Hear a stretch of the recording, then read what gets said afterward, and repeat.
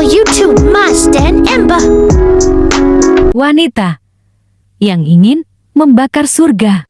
Rabiah al-Adawiyah, atau dikenal juga dengan nama Rabiah Basri, adalah sufi perempuan yang dikenal dengan kesucian dan kecintaannya terhadap Allah.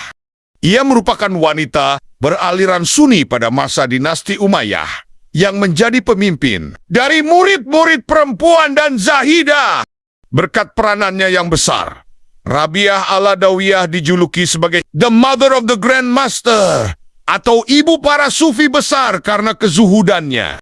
Salah satu kisah tentang Rabiah al-Adawiyah yang paling populer adalah ia merupakan sufi perempuan yang ingin membakar surga menggunakan obor. Rabiah al-Adawiyah lahir di kota Basrah, Irak, sekitar abad ke-8, tahun 713 sampai 717 Masehi. Ia adalah anak keempat dari keluarga yang terbilang miskin. Ayahnya bernama Ismail. Ketika malam menjelang kelahiran Rabiah, kondisi perekonomian sang ayah sangat buruk sehingga ia tidak punya uang dan penerangan untuk bisa menemani istrinya. Beberapa hari kemudian setelah Rabiah lahir, Ismail bertemu dengan Nabi Muhammad dalam mimpinya. Di dalam mimpi itu, Nabi Muhammad mengatakan kepada Ismail untuk jangan bersedih, kelak akan tumbuh menjadi seorang wanita yang mulia. Sejak kecil, Rabiah sudah dikenal sebagai anak yang sangat pintar dan taat beribadah. Beberapa tahun berselang, ayahnya Ismail meninggal dunia yang kemudian disusul oleh sang ibu. Sehingga sejak kecil, Rabiah sudah menjadi yatim piatu. Kedua orang tuanya hanya meninggalkan harta sebuah perahu yang kemudian digunakan oleh Rabiah untuk mencari nafkah. Rabiah pun bekerja sebagai penarik perahu yang menyeberangkan orang-orang dari sungai Dajilah ke sungai lain. Saat Basra dilanda bencana alam dan kemarau panjang, Rabiah bersama ketiga saudaranya memilih untuk berkelana ke berbagai daerah demi bertahan hidup.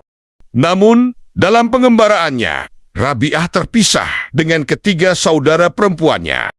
Nahasnya, Rabiah yang hanya seorang diri diculik oleh sekelompok penyamun, dan ia dijadikan hamba sahaya. Hamba sahaya adalah orang yang menjadi korban perdagangan manusia. Disebutkan bahwa Rabiah dijadikan hamba sahaya seharga 6 dirham kepada seorang pedagang. Selama beberapa waktu, Rabiah harus hidup di dalam kesengsaraan yang teramat dalam. Suatu malam, Rabiah bermunajat kepada Allah Subhanahu wa Ta'ala. Apabila dapat bebas dari perbudakan ini, ia berjanji tidak akan berhenti beribadah.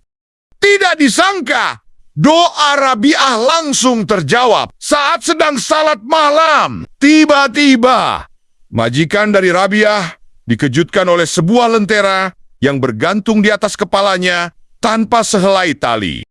Cahaya tersebut bagaikan lentera yang menyinari seluruh rumah, atau yang disebut sakinah, yang berarti cahaya rahmat Tuhan dari seorang muslimah suci.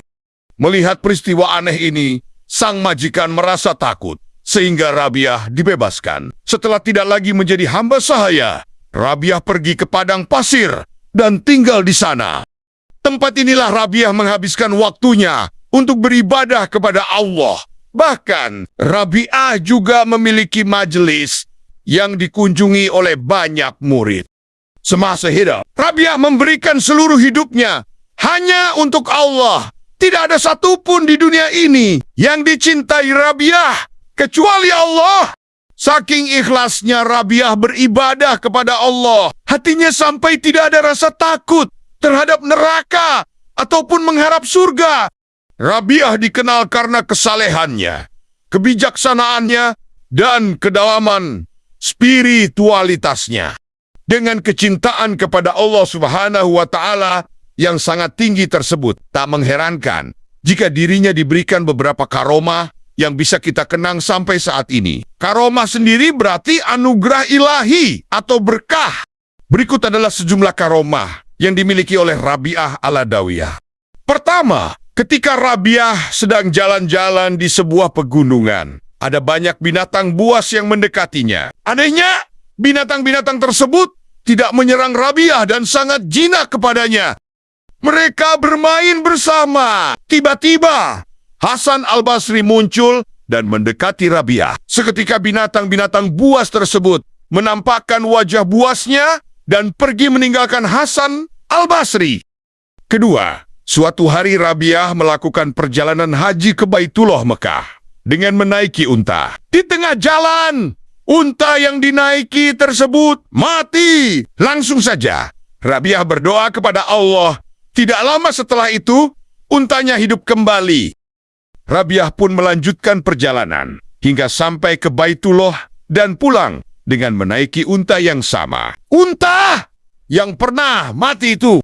Ketiga, suatu malam ada dua orang teman Rabiah yang datang ke rumahnya. Mereka hendak melakukan diskusi bersama dengan Rabiah. Nasnya, rumah Rabiah tidak memiliki lampu penerang.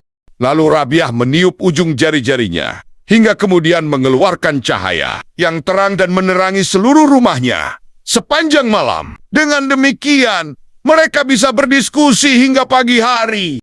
Keempat, pada suatu malam rumah Rabiah didatangi oleh tamu yang tidak diundang. Tamu tersebut hendak mencuri pakaian Rabiah. Ketika sudah mengangkut semua baju Rabiah dan hendak kabur, pencuri tersebut bingung karena tidak menemukan pintu keluar. Namun, ketika sang pencuri meletakkan barang curiannya tersebut, ia menemukan ada pintu keluar. Sang pencuri mengulang perbuatannya itu, mengambil dan meletakkan barang Rabiah sebanyak 7 kali. Hingga akhirnya sang pencuri mendengar ada hatif suara tanpa rupa yang mengatakan, "Wahai manusia, jangan engkau persulit dirimu sendiri. Perempuan ini telah mempercayakan dirinya kepada kami selama bertahun-tahun. Setan pun tidak berani mendekatinya." Mendengar suara itu, pencuri tersebut lari terburit-berit tanpa membawa secuil barang pun dari rumah Rabiah. Kelima, suatu hari Hasan Al-Basri menggajak Robi Al-Adawiyah untuk salat di atas air. Rabiah merespon ajakan Hasan itu dengan sebuah jawaban yang ketus. Bagi Rabiah adalah tidak perlu menunjukkan kemampuan spiritual untuk mencari kepopuleran duniawi. Tidak hanya itu, Rabiah kemudian melemparkan sajadahnya dan terbang di atasnya. Ia mengajak Hasan untuk naik di atas bersamanya, sehingga lebih banyak orang yang mengetahuinya daripada hanya sekedar salat di atas air. Hasan tahu jawaban yang diutarakan Rabiah itu adalah sindiran. Mendengar hal itu, Hasan hanya terdiam. Dikisahkan bahwa suatu siang, Rabiah Al-Adawiyah berlari-lari tanpa tujuan di kota Baghdad sembari menenteng sebuah air dan memegang obor di tangan kirinya. Orang-orang pun menanyai Rabiah tentang apa yang sedang ia lakukan. Rabiah pun menjawab bahwa ia ingin membakar surga dan menyiram neraka. Orang-orang yang mendengar jawaban Rabiah pun semakin kebingungan. Menurut Rabiah, harapan akan surga dan ketakutan akan api neraka inilah yang membuat umat Islam menjadi semakin jauh dari cinta dan kasih kepada Allah Subhanahu wa Ta'ala. Oleh sebab itu, Rabiah ingin membakar surga supaya sirna segala harapan akan surga. Lalu, ia juga ingin menyiram api neraka supaya lenyap segala rasa takut umat Islam terhadap panasnya api neraka. Setelah kedua hal itu dilakukan, mungkin umat Islam akan menjadi lebih cinta kepada Allah Subhanahu wa Ta'ala karena cinta itu sendiri, tanpa ada pengharapan terhadap surga dan ketakutan terhadap api neraka. Rabiah diperkirakan meninggal dunia di usia 83 tahun pada 1801. Jasadnya dikebumikan di Basrah, Irak. Rabiah wafat setelah kembali dari Mekah untuk melaksanakan ibadah haji. Kesehatan sang sufi perempuan ini mulai menurun. Itulah kisah wanita atau sufi perempuan yang ingin membakar surga. Terima kasih sudah menonton. Semoga kalian sehat selalu, panjang umur, rezeki lancar, dan menjadi umur yang berkah. Amin, amin. Ya Rabbal Alamin. Subscribe, like, comment, dan share.